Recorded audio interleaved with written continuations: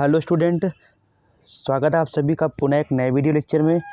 तो dear student, आज के इस वीडियो में मैं आप सभी लोगों को कक्षा 12वीं फिजिक्स पार्ट फर्स्ट जो चल रहा है आपका अध्याय 1 से जो आपका टॉपिक रहने वाला है स्टूडेंट, वो आपका है स्टूडेंट यहाँ पे दिया गया है वैद्युत क्षेत्र से क्या तात्पर्य है।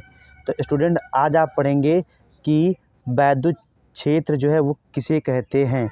तो चलिए स्टूडेंट हम शुरुआत करते हैं इसकी परिभाषा से। तो सबसे पहले आप हेडिंग बनाएंगे स्टूडेंट वैद्युत क्षेत्र, फिर वहाँ पे आप परिभाषा देंगे स्टूडेंट। कि प्रत्येक आवेश के चारों ओर का वह क्षेत्र, ये क्या कर रहा है स्टूडेंट, इसकी डेफिनेशन कि जितने भी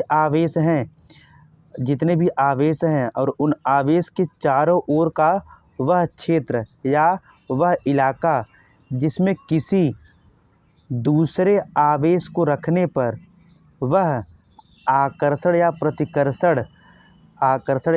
प्रतिकर्षण बल का अनुभव करता है, वैद्युत क्षेत्र कहलाता है। तो स्टूडेंट पहले आप समझ लेते हैं यहाँ पे क्या कह रहा है। कंडीशन के अकॉर्डिंग आप चलेगा स्टूडेंट, जहाँ भी दिक्कत हो बताइएगा। तो स्टूडेंट सबसे पहले आपको लेना है आवेश। तो यह हो गया आपका स्टूडेंट आवेश, ध्यान दीजिएगा स्टूडेंट, ये हो गया आवेश। हम प्लस आवेश लेते हैं। तो परिभाषा कह रहा है कि आवेश के चारों ओर का वह क्षेत्र। तो आवेश की देखिए यह आवेश हो गया, तो आवेश के चारों तरफ एक क्षेत्र पाया जाता है जिसे आप कहते हैं विद्युत क्षेत्र, जिसे आप कहते हैं क्या स्टूडेंट, वैद्युत क्षेत्र, जिसे आप कहते हैं क्या स्टूडेंट, वैद्युत क्षेत्र। तो परिभाषा कह रहा है कि आवेश के चारों ओर का वह क्षेत्र। तो यह स्टूडेंट आवेश है और यह आवेश के चारों ओर का वह क्षेत्र जिसमें किसी दूसरे आवेश को रखने पर, तो मान लीजिए स्टूडेंट अगर यहाँ पे आप प्लस का क्यू आवेश ला के रख देते हैं तो यह किस बल का अनुभव करेगा, प्रतिकर्षण बल का अनुभव करेगा। क्योंकि आप पढ़ चुके हैं समान प्रकार के आवेश एक दूसरे को प्रतिकर्षित करते हैं। तो ये कह रहा है कि स्टूडेंट की आवेश के चारों ओर का, यह है आवेश और आवेश के चारों ओर का वह क्षेत्र जिसमें किसी अन्य आवेश को रखने पर वह आकर्षण या प्रतिकर्षण बल का, तो फिलहाल यहाँ पे आप प्लस रखे हैं तो प्लस के कारण यह प्रतिकर्षण बल का अनुभव कर रहा है, तो इसे ही कहते हैं वैद्युत क्षेत्र। अगर यहाँ पे स्टूडेंट आप माइनस रखेंगे, माइनस आवेश, तो इसके चारों ओर क्या पाया जाता है, वैद्युत क्षेत्र।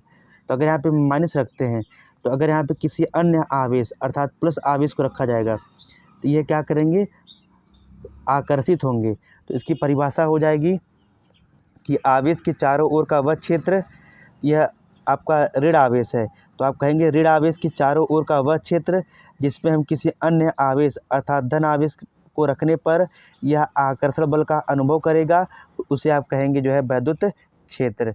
इसकी एक ये डेफिनेशन हो गई स्टूडेंट, और साथ ही साथ इसकी एक अन्य डेफिनेशन ये भी है, वो सिंपल तरीके से आप कहेंगे कि आवेश या आवेश समुदाय के चारों ओर। तो स्टूडेंट अगर आवेश एक आवेश है, ध्यान दीजिएगा स्टूडेंट, अगर आवेश एक ही बार आया है तो स्टूडेंट यदि आवेश आपका एक ही बार आया है तो वहाँ पे ध्यान दीजिएगा स्टूडेंट, यदि आवेश एक ही बार आया है तो पूरा ध्यान दीजिएगा स्टूडेंट। ये कह रहा है कि अगर आवेश एक बार है तो आवेश कहा जाएगा, अगर उसी में बहुत सारे आवेश आ गए तो ये कहेंगे आवेश का समुदाय।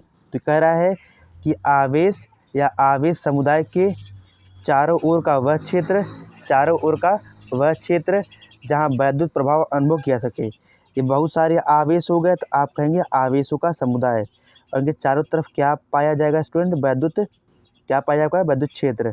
तो इसमें किसी अन्य आवेश को रखने पर वह आकर्षण या प्रतिकर्षण बल का अनुभव करेगा, तो आप उसे ही कहेंगे वैद्युत क्षेत्र।